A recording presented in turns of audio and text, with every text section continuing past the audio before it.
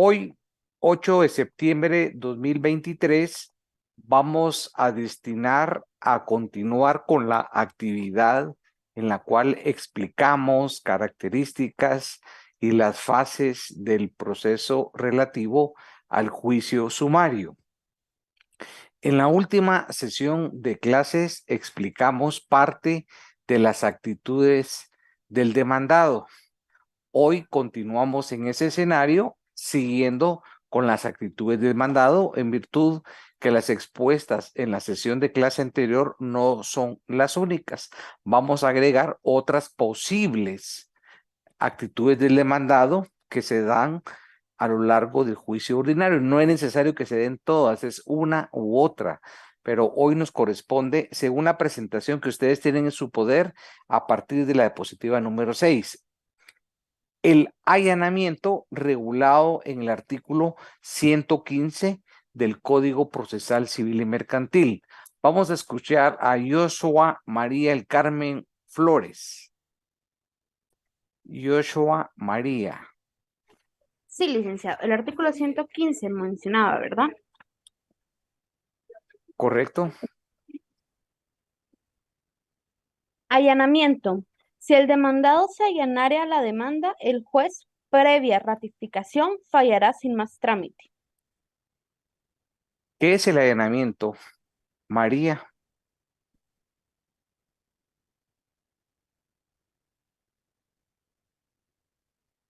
El allanamiento.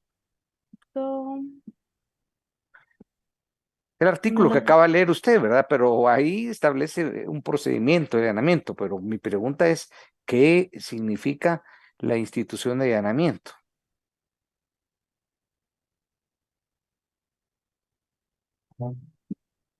Bueno, ¿quién quiere ayudarla? Lisbeth Mendoza. Buenas noches, licenciado. Buenas noches. Sería la aceptación, el aceptar a lo que se está demandando, a lo que me están demandando en algún caso. A la pretensión se llama eso, la pretensión del actor. ¿Y qué consecuencias jurídicas provoca el allanamiento? El juez daría el fallo a lo que se estaría. Primero, sin más trámite, falla, ya no continúa el proceso. ¿Por qué se dice que el allanamiento es una forma anormal de terminar el proceso? Porque normalmente no siempre es que el demandado acepte lo que se está, No siempre es allanamiento. ¿Y la forma normal cuál sería, Lisbeth? una contestación en sentido No, negativo. una forma de terminar el proceso, una forma normal. Esta es una forma anormal. Una forma normal de terminar el proceso, ¿cuál es? Que se siga el procedimiento. No, escuche, escuche. El proceso son una serie de etapas Ujú. debidamente ordenadas. ¿En qué momento finaliza el proceso? Una forma normal, En la sentencia. correcto en la sentencia. Esa es la forma normal y agotando los recursos que acabe. Vamos a seguir con las actitudes del demandado. Dejemos el allanamiento y nos vamos a la reconvención. En el artículo 119 habla de esas condiciones de admisión. ¿Cuándo es el momento para reconvenir? Al contestar la demanda. Se debe seguir en el mismo trámite. Hay una conexión objetiva entre ambos juicios. ¿Por qué ambos juicios? Hay ambas pretensiones. Por un lugar, el demandado pasa también a asumir otro rol de actor. Sus requisitos son los mismos que la demanda. Sobre esa base necesito que leamos el 119 y lo explique. 119. Ok. Sería artículo 119, reconvención. Solamente al contestarse la demanda podrá proponerse la reconvención, siempre que se llenen los requisitos siguientes. Que la pretensión que se ejercite tenga conexión por razón del objeto o del título con la demanda y no deba seguirse por distintos trámites. ¿Qué significa la contravención? ¿Qué entiende usted por contravención? Es una contrademanda. ¿Y qué es la contrademanda? Es, uy, Es cuando el es demandado se convierte en actor y ejerce otra pretensión contra el actor que se convierte en demandado sobre un mismo objeto que versa la controversia. ¿Cuál es el momento procesal para plantear la reconvención? cuando se contesta la demanda. ¿Y cuáles son los requisitos que debe llenar la contestación de la reconvención? Los mismos mm, los mismos que la demanda ¿Y serían, cuáles son los de la demanda? serían los estipulados en el artículo 106, 107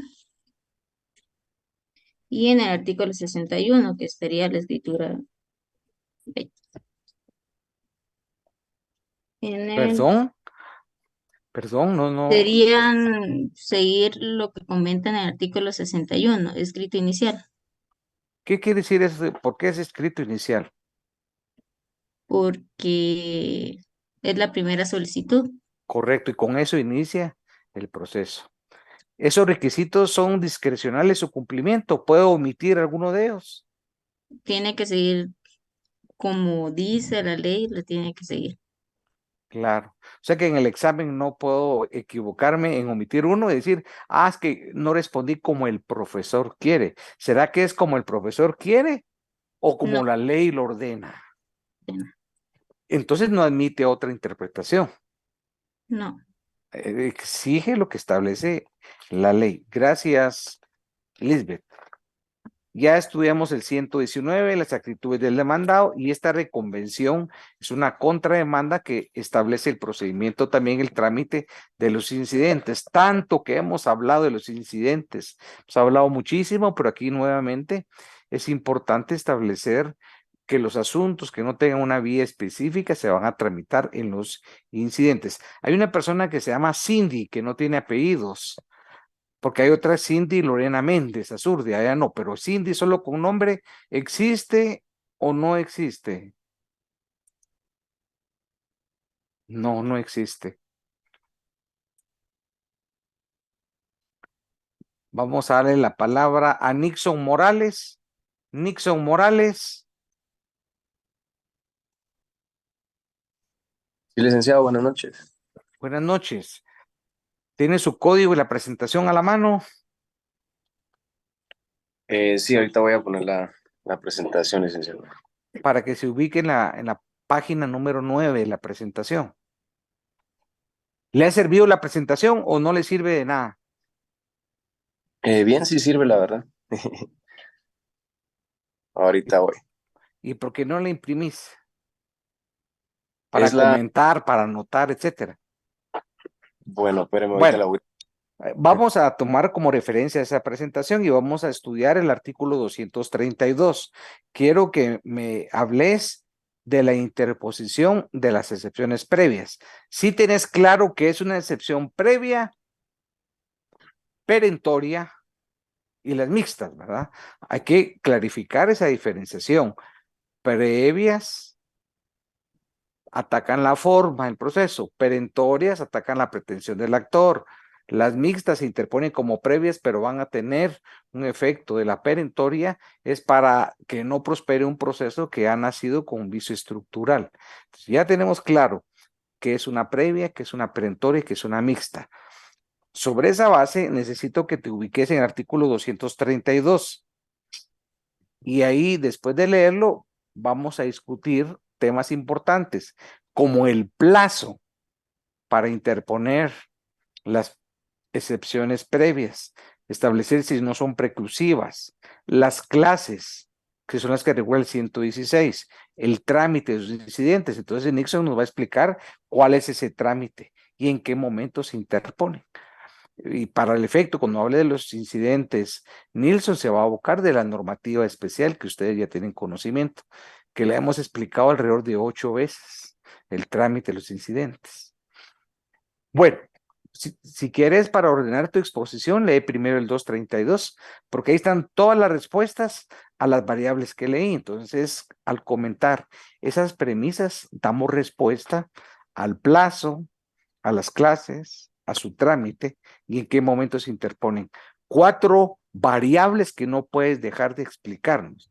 Entonces, la recomendación es que primero lees lectura de corrido y después regresamos otra vez a separar esas premisas.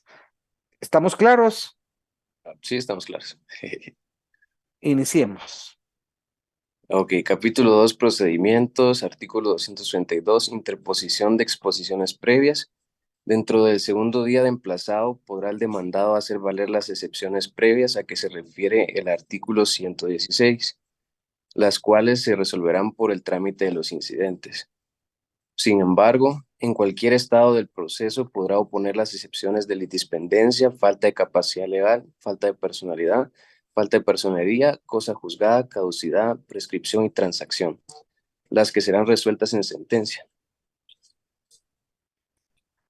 Pienso que para que puedas responder, te facilitaría que yo te hiciera la pregunta, ¿verdad? Así mantenemos un orden. ¿Te parece? Me parece. Bueno, estamos ubicados en el juicio sumario.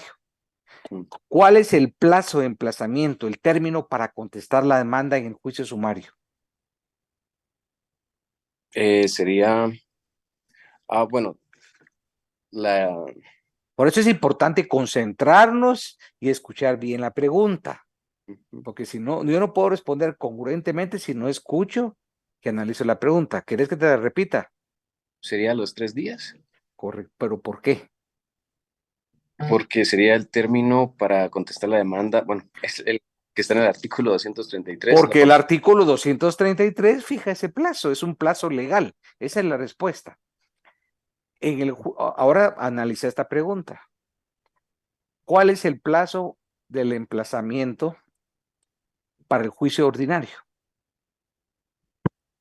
El plazo, Te recomiendo manejar tu código, pues, porque tu respuesta no es por ocurrencia, es con un fundamento de derecho. ¿Qué ejercicio estamos haciendo? Comparar el emplazamiento, el tiempo en el juicio sumario, cotejarlo y compararlo con el juicio ordinario. vamos a ver. Por lógica, si aquí estamos en el apartado del juicio ordinario, yo me iría a la normativa que regula el juicio ordinario, donde establece el plazo del emplazamiento. No lo buscaría entre las normas del juicio sumario. Correcto. Aquí está, vamos a ver.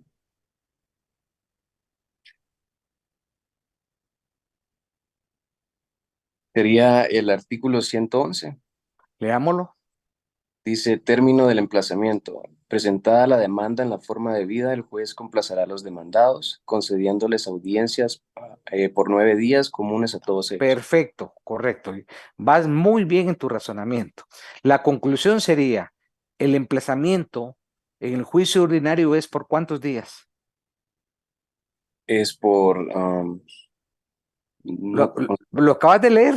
9 días comunes a 9 todos días. ellos, Y el juicio, ¿qué significa la palabra comunes, Nixon? que serían días hábiles. No, esa es paja la que me estás dando. No, no.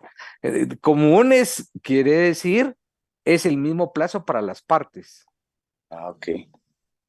Diferente es el cómputo de los días hábiles. Esa es otra cosa. Comunes es para las partes comunes. Es el mismo plazo para las partes. Ok. Sigamos. El plazo para contestar la demanda en el juicio sumario es de. Ah, Ya lo de- leíste antes. Lo que sería de estamos haciendo, mira, vas bien en tu interpretación, pero cuando ya estableces tu conclusión, entras a un proceso de duda. ¿Por qué, Nixon? Si lo que leíste y tu respuesta fueron correctas, entonces lo que estamos estructurando es tu conclusión, pero ya no tenés que ser dubitativo, tenés que argumentar con persuasión, no convences, porque decís, ahí generas duda en un juez. Tenés Sí, que sí. argumentar con razón. Además, tus respuestas fueron correctas, las dos. Lo que estás haciendo en este momento es razonar, concluir. De la inferencia en teoría es una conclusión, pero debe ser convincente, debe ser seguro, debe ser certero, porque tus respuestas anteriores fueron correctas. Entonces no tenés que dudar. 9 días ordinario, 3 días de la contestación para la demanda en el juicio sumario. Esta fue la introducción. para llegar a la interposición de las excepciones previas. Las excepciones previas en el juicio sumario, ¿dentro de qué plazos se deben interponer? Dentro del segundo día de emplazado, según artículo 232. Y el emplazamiento es de... Em, No, ahorita no te... No, tienes que hacerlo bien. Si ha sido nítido. Vamos a ver, dentro del trámite de los incidentes, ¿no? No, Nixon. Te voy a reencauzar y te voy a dar la oportunidad porque venís razonando bien, pero lo que yo no te voy a permitir es que si vas así en el camino para marcar el gol, vengas en lugar de marcar el gol y hagas para el tiro de esquina. Si vas bien todo el recorrido. No, regresemos. Segundo día de emplazado, excepciones previas en el juicio sumario. Y vimos que si el plazo para contestar la demanda es 3 días, solo te queda pendiente ¿cuánto tiempo? Si contestar la demanda máximo 3 días, interponer excepciones. Si yo interpongo las excepciones hoy, ¿cuántos días me quedan para contestar la demanda? 3 días. Sería 3 días, ¿no? Mírale la cara a Beverly y ahí te va a ayudar a interpretarla. Mírale la cara, no sé si tal vez no la puedes ver, ¿verdad, Beverly y Johanna? Yo creo que sí. Buenas noches, licenciado. No te vayas, Nixon, si vas razonando bien, pero esta pregunta que te dice sí es compleja. Y no está así taxativamente la respuesta en la ley. El derecho es apasionante porque es pensar, es razonar. Para interpretar, aplicar el derecho no es de memoria, ni es de saberse de memoria los artículos, es saber aplicar. Beverly, o comparte lo afirmado por Nixon, No, licenciado. pero basta con decir sí, no, o hay que argumentar. No, tenemos que argumentar. Entonces convenza a Nixon, Bueno, hágale una propuesta académica, jurídica. sí. Como dice el artículo 233, el término de emplazamiento es de 3 días. Entonces, si interponemos las excepciones previas dentro del segundo día, nos queda un día nada más para contestar la demanda. Para mí es categórico su respuesta y correcto. Nixon, Gracias, ¿te quedó licenciado. claro? Sí, ahorita sí ya quedó claro, licenciado. Sí, y no hay una, te das cuenta, Nixon, que el ejercicio que hicimos mental, yo los pongo a pensar, a trabajar con problemas, porque este derecho procesal es práctica, es razonamiento, ejercicio, y esa respuesta no está en la ley. En un artículo vas a encontrar, me queda un día, pero es derivado del análisis de comparar esas dos normas. Entonces, tu razonamiento, tu pensamiento es básico. O sea, yo no puedo aplicar derecho procesal si no hago interpretación, si no realizo argumentación. Pero sigamos con las preguntas interesantes. Todas las respuestas están en la norma. Ya establecimos que la interposición de las sesiones previas es dentro del segundo día. ¿Cuáles son esas excepciones previas? ¿Y en qué artículo están reguladas? Esas son las excepciones previas del artículo 116. Leámoslas, por favor. Ok. Artículo 116, excepciones previas. El demandado puede plantear las siguientes excepciones: incompetencia, litispendencia, demanda defectuosa, falta de capacidad legal, falta de personalidad, falta de personería, falta de cumplimiento del plazo de la condición a que estuviera sujeta la obligación o el derecho que se haga valer, caducidad, prescripción, cosa juzgada y transacción y arraigo. Todas las excepciones que leíste son previas. ¿Qué es lo que atacan? ¿Qué persiguen? Son mecanismos de defensa procesal. ¿Pero qué persiguen? ¿Cuál es la pretensión de todas las previas? ¿Atacar qué? La acción del... No, la forma del proceso. ah, Las perentorias vas a atacar la pretensión del actor, entras al fondo. Y las mixtas son las previas interpuestas que tienen un efecto procesal de las perentorias. Te tienes que tener bien clarito, las previas es depurar el proceso, atacar la forma. ok. ¿Cuáles son? Las que leíste del artículo 116. Aunque sí les confieso que todas estas excepciones es el programa de Procesal Civil 1. En ese tu curso de Procesal Civil 1 estudiaste cada una de las excepciones. Así es.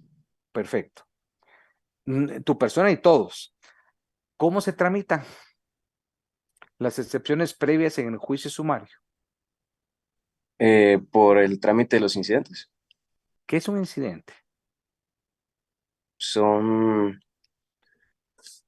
bueno, los incidentes son cuestiones que se pueden resolver, Cuestiones, te voy a ayudar, cuestiones accesorias, cuestiones secundarias a un proceso principal, a un proceso subyacente. No sé si te acordás que en la última clase hice el ejemplo del expediente y el sí, sí, incidente. Sí lo hice, ¿verdad? Con ustedes. sí. Ese es un incidente. ¿Cuál es su fundamento legal? Claro, no estoy haciendo relación que el incidente sobre el expediente, no, eso conlleva un trámite específico. Hay plazos, 10-2-3, que no se les olvide 10-2-3, pero ese 10-2-3 no es un esquema para un juego, es porque Nixon nos va a explicar ese 10-2-3 desde el 135 al 140 de la ley del organismo judicial. Hemos hablado mucho de los incidentes porque hay distintos asuntos que no tienen una vía específica para el trámite y se tramitan en los incidentes. Leamos nuevamente el 135.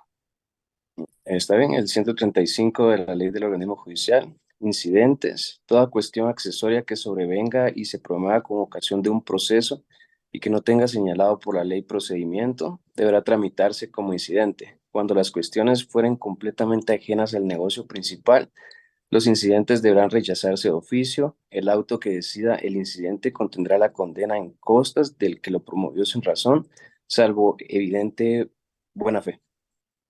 Y hay un plazo en los artículos siguientes del 136 al 140 que regule la ley del organismo judicial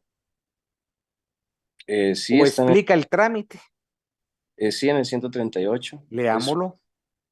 El artículo 138, trámite promovido un incidente, se dará audiencia a los otros interesados si los hubieren por el plazo de 2 días.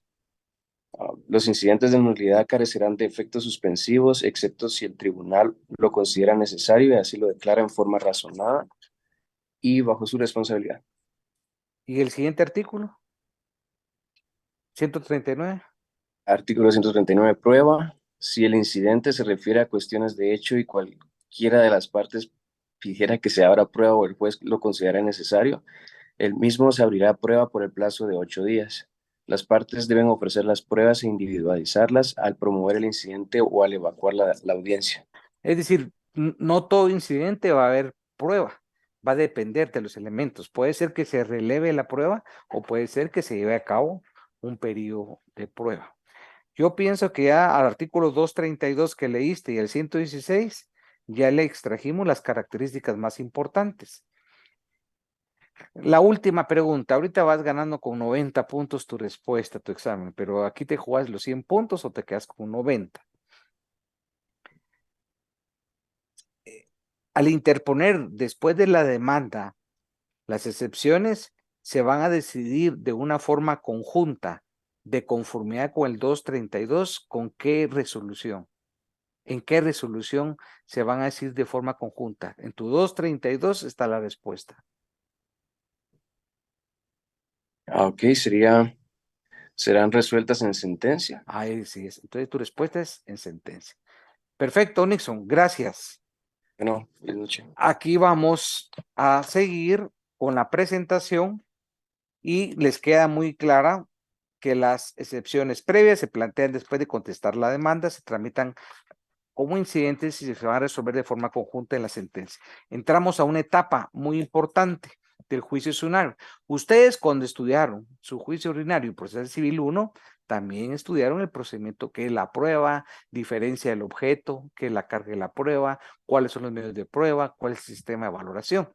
Y aquí vamos a detenernos en el procedimiento probatorio. De igual forma, en el juicio ordinario, estudiaron procedimiento probatorio. Aquí lo vamos a aplicar al juicio sumario. Yesenia Bonilla del Cid.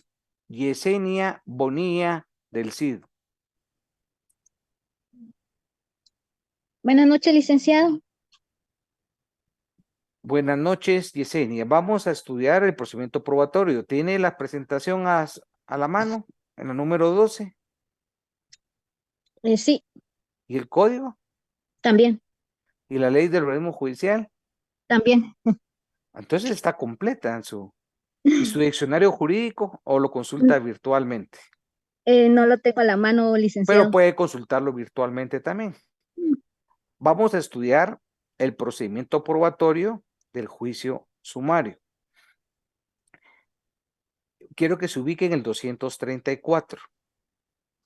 Sí, Antes de que lo lea Yesenia, tenemos que poner atención en la presentación 12, donde se señala el término de prueba. Ahí lo va a leer Yesenia cuál es, el ofrecimiento de la prueba, conjunta en la demanda y contestación de la demanda, la práctica de la prueba, quiere decir diligenciamiento 129. Todo lo que estoy diciendo rápidamente está en la presentación, no es necesario que anoten. Se va a recibir con citación de parte contraria, se va a señalar día y hora para recibirla y el juez va a presidir toda la diligencia, se llama el principio de inmediación. No es necesario que copien, absolutamente todo está ahí. Ahora entramos a analizar el 234, quiero que lo lea despacio y lo explique, porque cada premisa son diferentes figuras. Entonces Yesenia no las va a confundir, nos va a explicar 3 premisas de un artículo corto, pero importante. Cada premisa, cada párrafo regula una figura distinta. Entonces, primero leámoslo íntegro, de corrido. Después explica cada una de las 3 premisas. ¿Está clara la instrucción, Yesenia? sí, licenciado. Muy bien. Capítulo 2, procedimientos, artículo 234, prueba y vista y sentencia. Muy El bien. término de prueba será de 15 días. La vista se verificará dentro de un término no mayor de 10 días, contados a partir del vencimiento del término de la prueba. La sentencia debe pronunciarse dentro de los 5 días siguientes. Muy bien.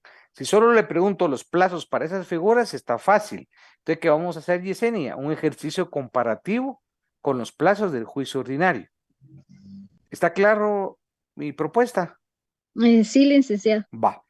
¿Cuál es el término de prueba en el juicio ordinario? Término de prueba, el juicio ordinario. Creo que son 3 días. No es adivinanza. Mejor vamos a buscar el código. Obviamente nos dejamos la parte específica del sumario y vamos al juicio ordinario. Pero el derecho procesal es preciso, exacto, no es adivinanza de inventar los plazos. Como en el examen dice, es que yo no le contesté como quería el profesor, no es como quiera yo, es como la ley lo ordena. Si la ley fija un plazo, yo no puedo poner por aproximación, la respuesta es mala, así de concreto, porque este curso es muy preciso.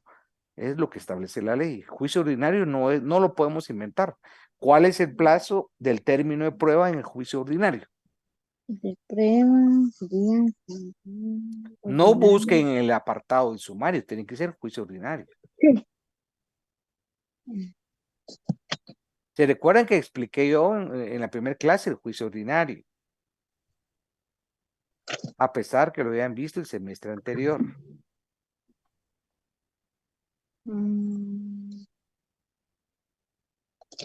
¿O no hay término de prueba en el juicio ordinario? Bien, pero no lo encuentro. No, cuando uno interviene tiene que fundamentar en derecho, en una norma, su opinión, si no, no, es empírico.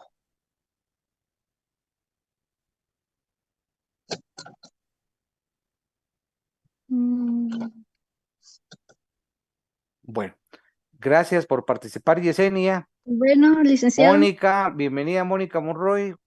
Vamos a seguir con el ejercicio. Buenas noches, doctor. Bienvenida. ¿Quiere que le repita la pregunta? No, doctor. Muy bien. ¿Cuál es el fundamento legal? Y usted va a hacer, estoy seguro que me la va a dar. Es el artículo 123. La apertura de pruebas es por 30 días del juicio ordinario. Correcto.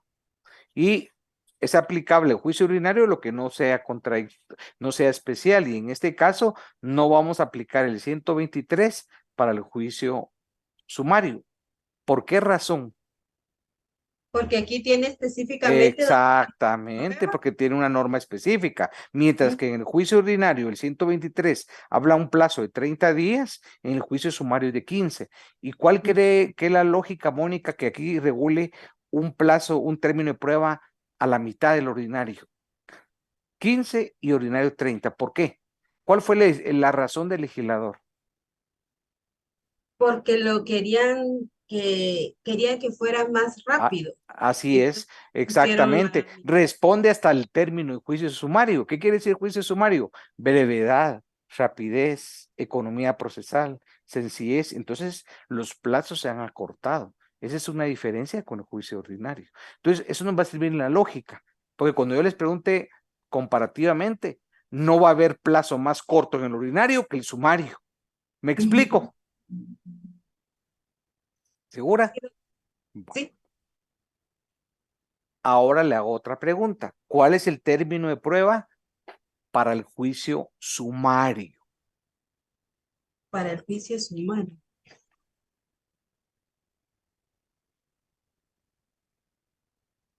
Usted ya me respondió correctamente para el juicio ordinario. Ahora, para el juicio sumario, ¿cuál es el término de prueba?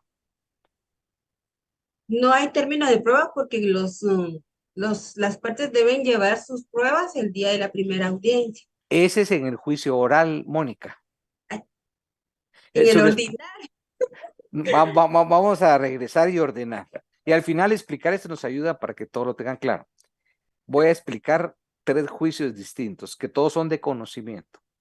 En el juicio ordinario, el término de prueba que usted leyó, el 123, son 30 días. En el juicio oral no hay un término de prueba per se, es por las audiencias, debe llevar a la primera audiencia, pero una segunda y una extraordinaria, juicio oral. Y en el juicio sumario, ¿cuál es el término de prueba? Se puede auxiliar de su código. En el juicio sumario, el término de prueba son 15 días. Fundamento legal, Es el artículo 234. perfecto. Sigamos con esa norma. La vista se va a verificar dentro de qué plazo. Dentro de un término no mayor de 10 días. Muy bien. ¿A partir de qué momento cuenta? Contados a partir del vencimiento del término de la prueba. Perfecto. La sentencia en el juicio ordinario, ¿dentro de qué plazo se debe dictar? Ordinario es dentro de 15 días. ¿Y sumario? En el sumario es de 5 días. Perfecto. Ahorita viene una pregunta que expresamente no está regulada en la ley, pero usted hace inferencia lógica y sí va a poder obtener, pero tiene que poner atención a la pregunta. Cuando el último párrafo señala, la sentencia debe pronunciarse dentro de los 5 días siguientes. La interrogante es, ¿siguientes a qué? O expresado en otros términos. Esos 5 días, ¿a partir de qué momento corren? ¿A partir de qué momento se computan? A partir del término de la prueba de los 15 días. No. No está en la ley. O sea, por gusto que usted busque en la ley. Pero taxativamente no hay una respuesta a eso. Pero si conocemos las fases del proceso, nos va a ayudar a entender que el proceso es una secuencia lógica, cronológica de actos procesales para llegar a un fin determinado que es la sentencia. Le voy a repetir la pregunta. Esos 5 días de la sentencia, ¿a partir de qué momento se computan? Después de los 10 días de terminada la vista. Así es, así es. Si la vista terminó hoy terminó la vista, quiero que haga un cómputo, tiene un calendario a la mano, porque este ejercicio es práctico, el derecho procesal es eminentemente fundamental. La forma y el tiempo. No puedo platar cuando yo quiera. Bueno. Hoy finalizó, hoy se verificó la vista. Yo quiero que usted me haga cálculo de los 5 días siguientes, porque si hoy finalizó la vista, nos quedan 5 días. ¿Sí? Sí. Va, entonces, pero no se precipite, hágalo relajado. Consulte su calendario y me dice cuándo finalizan los 5 días. Hoy fue la vista. Hoy es viernes. Hoy viernes. Por eso, no responda rápido, no, mire su calendario. Que aquí lo tengo, doctor. Mire. Va, mírelo.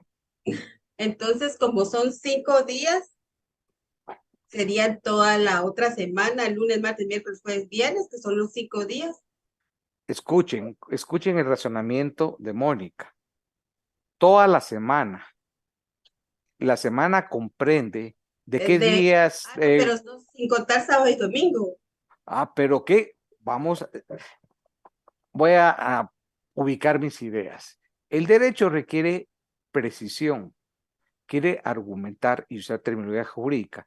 La palabra toda la semana, Nixon, ¿qué significa toda la semana? Literalmente. Todos los días. Sí, pero decirlos, ¿cuál es toda la semana? ¿Qué días comprenden toda la semana? Lunes, martes, miércoles, jueves, viernes, sábado, domingo. Perfecto. Eso es lo que dijo Mónica, todo. ¿Y sábado y domingo son días hábiles?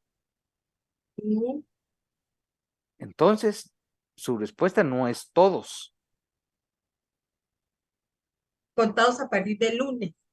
Yo no le digo a partir de cuándo y cuándo. Yo la pregunta concreta que le hice es a partir de qué momento venció el plazo de la vista y empieza a correr el primer día para dictar sentencia de los 5 días. ¿Cuándo? Hoy fue la vista. Mire su calendario. Si hoy fue la vista, 8. Entonces, ese mismo empieza a correr a las 6 de la tarde.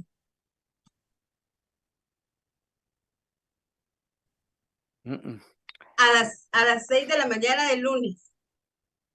Pues no es adivinanza, Mónica. No es lotería. Estoy recordando de que aquí dice, en algún artículo dice que empieza a correr a las 6 de la mañana del día siguiente, pero como este es Artículo 45 de ley de orden judicial a partir del día siguiente. Y la pregunta, usted misma se va hundiendo, se va metiendo a más Honduras, y la pregunta es sencilla. La pregunta se la voy a repetir por tercera vez. El primer día que empieza a correr el cómputo para dictar sentencia, ¿cuál es? Se la voy a hacer más fácil. ¿Cuál es el primer día? el lunes. El lunes, va. Lunes. De ahí a cálculo de 5 días hábiles. 2, 3, 4, 5. ¿Qué día se debe dictar sentencia? 3, 4, 5. El viernes 15. Lunes, martes, miércoles, jueves, viernes. Cindy Méndez, ¿está de acuerdo con lo que dice Mónica? 1, 3. Y ahí tiene, yo le he dicho 5 veces que mire su calendario, pero no ha seguido mi recomendación. Cindy, por ahí la vi, no se puede conectar, Cindy. Bien, licenciado, por acá estoy, ¿me escucha? Sí, Cindy, también está José ahí listo, pues ahí si José quiere participar, bienvenido, cualquiera o los dos. Cindy, ¿está de acuerdo con lo que mencionó Mónica? Yo lo interpreto o lo entiendo de esta manera. Entonces, si hoy es la sentencia... En resumen, la pregunta es, ¿se adhiere a la interpretación de Mónica, sí o no? No. Pero repito lo de siempre, basta con decir sí o no. No, licenciado, porque sería, si es entonces a partir del lunes 18, sería el quinto día. A mi parecer sería el lunes 18. ¿Por qué? Porque empezamos a contar los 5 días del lunes 11. Entonces sería del lunes, no sé cómo. Bueno, cuente los 5 días. A partir del lunes, ¿cuáles son? Sería, a partir del lunes sería, perdón, sí sería... Aquí, ¿sabe qué nos está generando Cindy? Si ya Mónica generó dudas, Cindy nos metió a un pantano.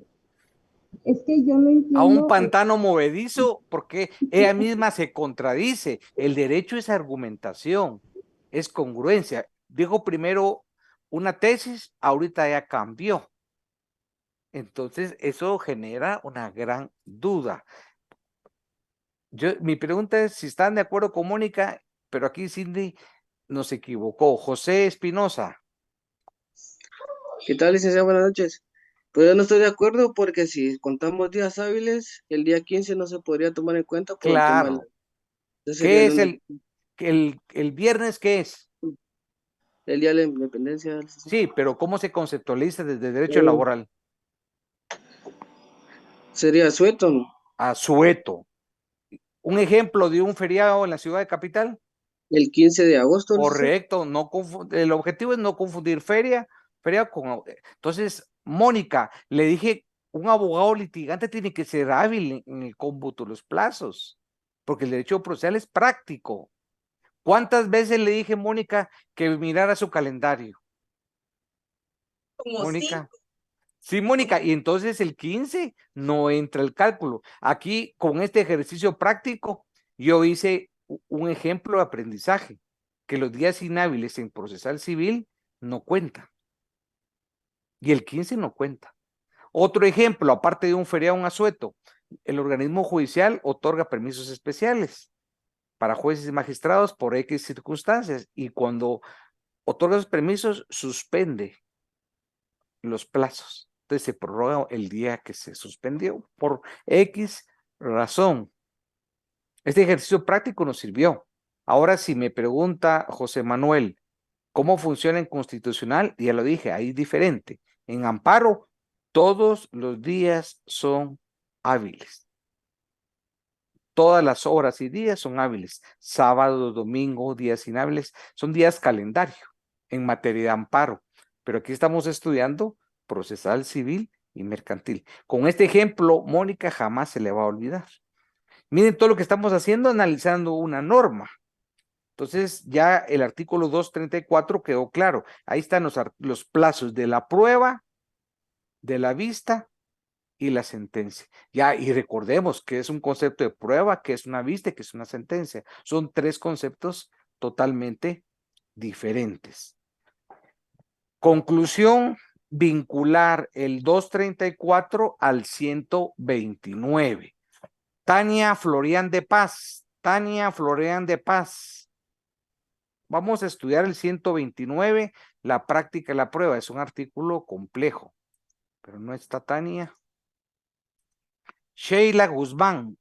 Sheila Guzmán. Tampoco se encuentra. Wilmar Velázquez.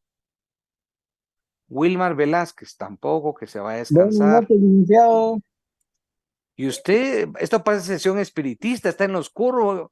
¿Estoy hablando con un ser humano o un espíritu? No lo miro. Lo que pasa es que tengo un poco de poca luz. ¡Hala! Me preocupa. Usted tiene el foco de poca luz. No, el foco lo tengo atrás y Ah, la casa tiene el foco. Como literalmente, ¿qué dijo usted? Su oración, ¿qué dijo?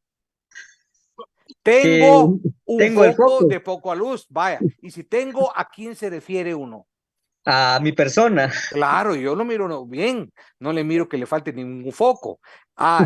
Quizá le falta un poco de iluminación a su techo, pero no es Sí. usted, es el techo. ¿Es correcto? Sí, es correcto, licenciado. Y ese techo, esa luz que le falta al techo, no es obstáculo a que podamos dialogar ni interpretar. Porque No. sí alcanza a ver su código, a Sí, leer. licenciado, sí. Bueno, vamos al 129. Y lo que me alegra es que a usted no le falta ningún foco, eso es importante. Vamos. Lo escucho, pero leamos despacio todo el 129. Las pruebas se recibirán con citación de parte contraria y sin este requisito no se tomará en consideración. Para las diligencias de la prueba se señalarán día, hora en que se deban practicar y se citará de la parte contraria, por lo menos con 2 días de anticipación. La prueba se practicará de manera reservada cuando por su naturaleza el tribunal lo juzgare conveniente. El juez presidirá todas las diligencias de prueba. Muy bien, gracias, Wilmar. Voy a explicar esa norma. El primer párrafo dice, las pruebas se recibirán con citación de parte contraria y sin ese requisito no se van a tomar en consideración. Esto es para ejercer el principio contradictorio del derecho de audiencia si la otra parte quiere fiscalizar o impugnar algún medio de prueba. Por eso dice, citación de parte contraria. Segundo párrafo, para la diligencia de prueba se va a señalar día y hora en que deberán practicarse. Se citará con parte contraria. ¿Con qué plazo? 2 días de anticipación. La prueba, en ciertos casos muy excepcionales, va a ser de forma reservada. El juez va a practicar la prueba bajo el principio de inmediación. Él va a presidir toda la diligencia de esos medios de prueba. Y póngale atención a esa frase, citación de parte contraria. Cindy Lorena, necesito su reivindicación. Y entonces todos tenemos derecho a reivindicarnos y ahorita lo va a hacer muy bien con análisis. ¿Verdad que sí necesita reivindicación? Bueno, Sí, por favor. leamos el código, el 127 y después lo va a explicar. Primero lo va a leer de corrido y después lo va a separar en premisas. En la técnica que hemos explicado, ¿le ha servido esa técnica? Bastante, doctor, bastante. Muy bien, entonces solo les lanzo unas variables que ustedes deben de tomar en cuenta en esa norma que está en la presentación número 13. No es necesario que anoten. Deben diferenciar qué es un medio de prueba prohibido por la ley, un notoriamente dilatorio y cuáles se entorpecen la marcha regular del proceso. ¿Por qué una resolución es inapelable? ¿Y en qué consiste una protesta sobre inadmisibilidad? Todas estas respuestas están en esa norma. Pero yo solo lancé esto como anticiparnos. Pongámosle un foco a la norma y atención a esas variables. Es más, ustedes en su mapa conceptual en una hoja tienen que separar lo que está en la presentación y desarrollarlo, porque yo no lo tengo desarrollado. Un ejemplo de prueba prohibida, un ejemplo de una prueba dilatoria. ¿Para qué sirve qué es la protesta? ¿Ante quién se protesta? ¿Cómo se hace? ¿Cuál es su finalidad? Repito, eso ustedes lo estudiaron el semestre anterior cuando vieron teoría general de la prueba. Pero como aquí estamos hablando del sumario y estamos hablando del periodo probatorio, es necesario recordar esas categorías. ¿Qué artículo va a leer, Cindy? Me indicó el 127. Va. De momento, leámoslo de corrido. La primera lectura. Al regresar la otra lectura, lo voy a separar por 3 párrafos. Los párrafos que están separados, 3 comentarios. ¿Me explico? Sí. Va, comencemos. Artículo 127. Apreciación de la prueba. Los jueces podrán rechazar de plano aquellos medios de prueba prohibidos por la ley, los notoriamente dilatorios o los propuestos con el objeto de entorpecer la marcha regulada del proceso. Las resoluciones que se dicten en este sentido son inapelables, pero la no admisión de un medio de prueba en oportunidad de su proposición no obsta a que, si fuere protesta por el interesado, sea recibida por el tribunal que conozca en segunda instancia, si fuere procedente. Los incidentes sobre la prueba no suspenden el término probatorio, sino con respecto de la diligencia que motiva la discusión. Los tribunales, salvo el texto de la ley en contrario, apreciarán el mérito de las pruebas de acuerdo con las reglas de la sana crítica. Desecharán en el momento de dictada la sentencia las pruebas que no ajusten a los puntos de hecho expuestos en la demanda y su contestación. Ese artículo lo estudió en su semestre anterior, ¿verdad, Cindy? Porque es de los primeros. Creo que sí, tengo la idea. Bueno, le escuchamos. Lo primero me dijo que Lo que vamos a hacer es desglosar las premisas.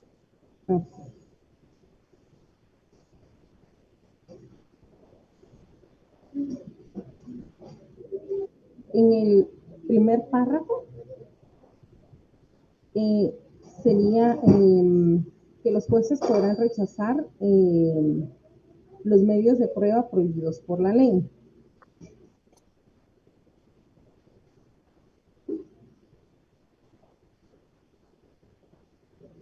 Los notoriamente dilatorios o los propuestos con el objeto de entorpecer la marcha regular del proceso. Lo que está haciendo Cindy es volver a leer, no explicar. Perdón. Es la interpretación suya la que necesitamos. Si va a hablar de un medio de prueba prohibido por la ley, nos va a brindar un ejemplo. Nos va a brindar un ejemplo de uno notoriamente dilatorio. O quieren que les deje una tarea para que ustedes puedan contestar las principales interrogantes de esta norma. ¿Prefieren eso? Así ustedes estudian y dirigen su análisis sobre el que les voy a preguntar. Son preguntas de un artículo nada más, pero es un artículo muy importante. ¿Prefieren eso? Hoy estoy en una sesión espiritista, parece que no hay nadie. Por el Ya tiempo, me da pena. sí, Bueno, sí, doctor. yo quisiera saber que hay seres Sí, una humanos del tarea. otro lado. La tarea, doctor. Bueno, Sí, la la tarea. tarea y todas las respuestas Ya. están en el Tarea, licenciado. 127. Repito, todas las respuestas están en el 127. ¿Estamos claros? Sí, doctor. Sí, Va. Anotemos las preguntas. Y todas las respuestas son del 127, pero las preguntas. Primero, explique en qué consiste un medio de prueba prohibido por la ley. Y ahí ustedes no solo van a explicar su definición, sino que van a brindar un ejemplo de un medio prohibido por la ley. Número 2. Van a explicar qué es un medio de prueba dilatorio. Un medio de prueba dilatorio son los que tienden a entorpecer la marcha regular del proceso. Y van a brindar un ejemplo de un medio de prueba dilatorio que tiene por objeto entorpecer el trámite normal del proceso. Pregunta número 2. Pregunta número 3. La resolución que dictó el juez, por medio de la cual rechazó un medio de prueba prohibido por la ley, ¿es objeto de impugnación, de apelación? Dicho de otra forma, la resolución en la cual el juez rechazó un medio prohibido por la ley, ¿puedo apelarla? Sí o no, y tienen que argumentar por qué.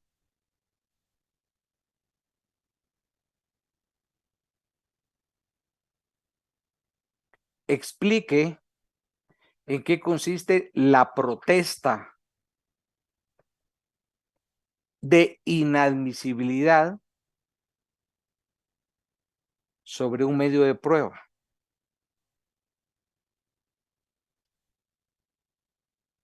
Señale ante quién se plantea esta protesta.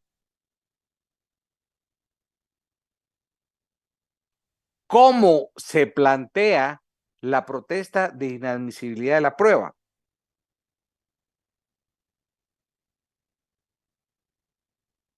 ¿Cuál es la finalidad? ¿Para qué sirve la protesta de inadmisibilidad de la prueba? O sea, no me la admitieron, yo la estoy protestando, pero ¿para qué? ¿Con qué fin? ¿Con qué objetivo?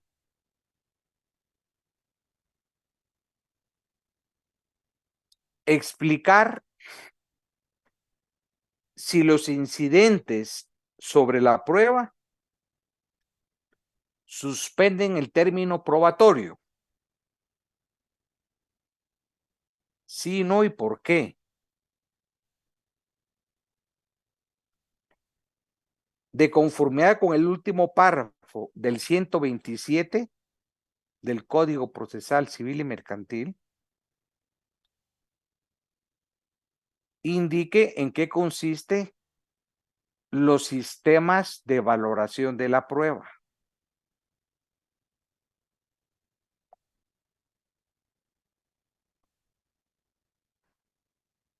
Defina el sistema de valoración de la prueba denominado reglas de la sana crítica.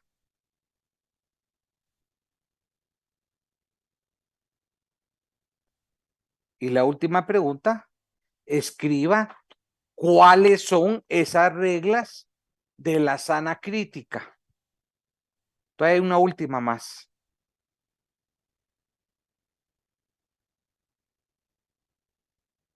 Mencione cuál es el momento procesal para efectuar el razonamiento probatorio del método de valoración utilizado por el juez. ¿En qué acto procesal consta ese razonamiento? ¿En qué acto procesal consta el sistema de valoración utilizado?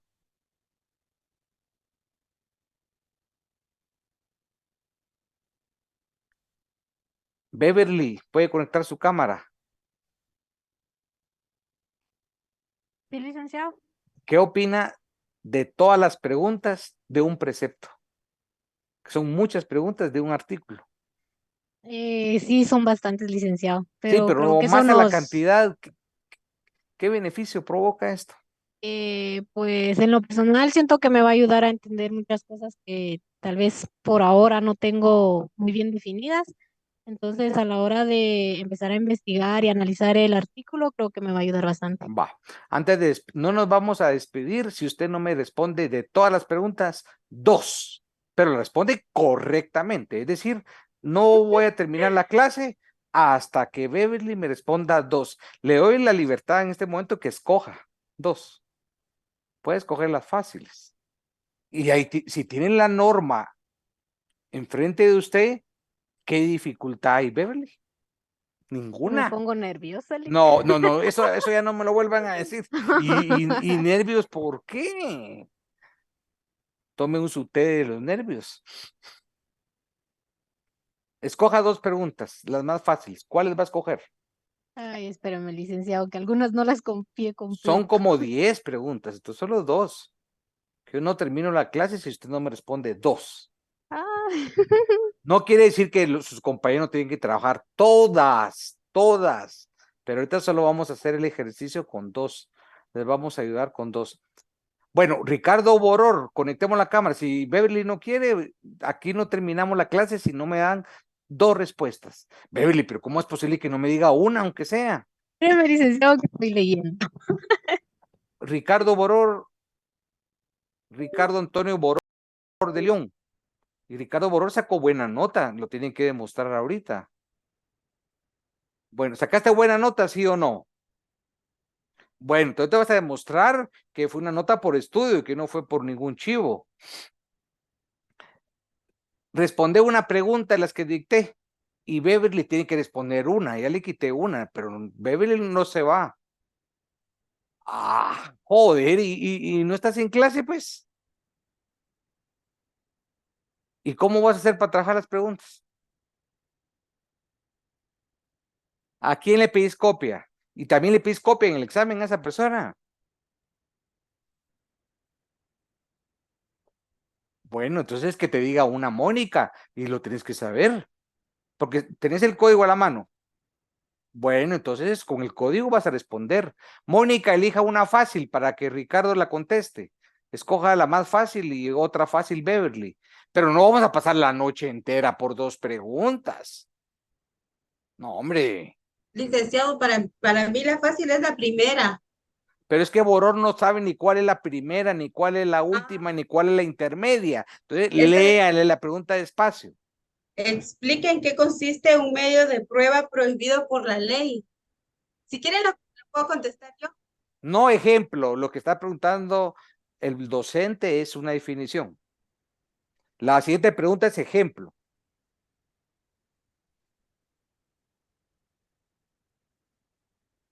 O sea que sabes la que no te preguntó Mónica.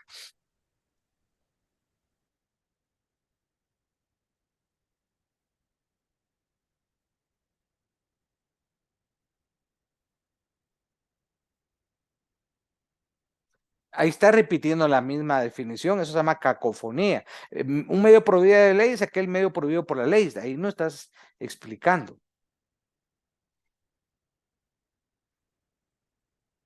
Por lo visto, el ejercicio que dejé va a ser saludable.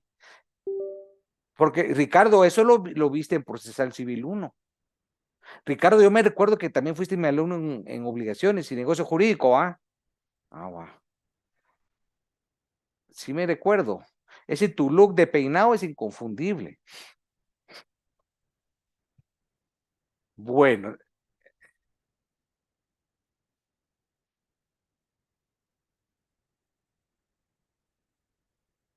Ahí lo investigan. Entonces, estoy verificando que las preguntas que les dejé, sí es indispensable que las trabaje. Bueno, Ricardo, buen viaje. Beverly, no nos despedimos si no me dice una. Ya Bueno, leyó licenciado. 20 veces todas, no puede No, ser. licenciado. Bueno, la tercera es sobre si Miren, volvemos a decirlo, Mónica, la primera, la segunda, la tercera, la décima, no les pongamos ahorita número, ahorita necesito, la pregunta es esta y la respuesta es esta. Pero yo no creo que por números se la sepan todos. No, la pregunta que usted dijo es sobre si la resolución que dictó el juez por ese medio. Perdone, se le escuchó, no se le entendió. Hablemos claro y despacio. Ok. La pregunta que usted nos hizo fue sobre si la resolución que dictó el juez, por medio de la cual rechazó un medio de prueba prohibido por la ley, se puede apelar, y según el primer párrafo del artículo 127 del Código Procesal Civil y Mercantil, dice que no se pueden apelar. ¿Por qué? Y ese por qué no está en el artículo, ya viene su razonamiento. Ahí es cuando me voy a poner a pensar. Fácil es decir, no se puede apelar. Claro, no se puede apelar porque está ahí.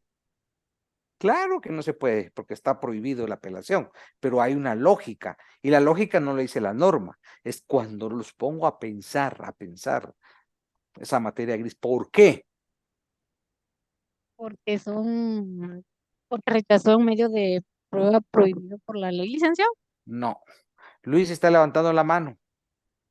No. O sea que su respuesta fue buena en 50%. Luis, Clara. Bueno, ya es tardísimo. Voy a responder yo. Luis, ¿tiene la respuesta? No, licenciado. Bueno, con esto termino la clase del día de hoy. ¿Por qué? Porque precisamente lo que está estableciendo el juez no es apelable, pero establece la protesta. Y ahí sobre la protesta estoy estableciendo yo 3 preguntas específicas que ustedes van a investigar. Que tengan un buen fin de semana. Hasta luego y ojalá Guatemala gane el día domingo. Adiós. Gracias, licenciado. Buenas noches, doctor. Licenciado. Feliz noche. Hasta luego.